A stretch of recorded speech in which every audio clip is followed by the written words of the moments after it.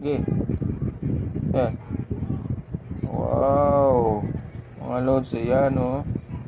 Ayan. Yung ating gulaman mga lods. Lagyan namin ng gatas. Ayan mga lods. So, yun, oh, ang lapot ng gatas. Sarap ng gatas mga lods. Wow. Ayan.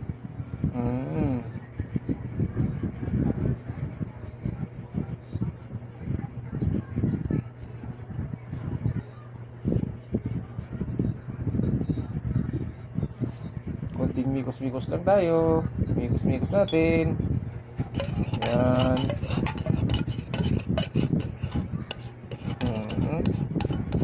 Ang sarap niyan. Yummy. Oops. Mikos-mikos lang. Ayan na.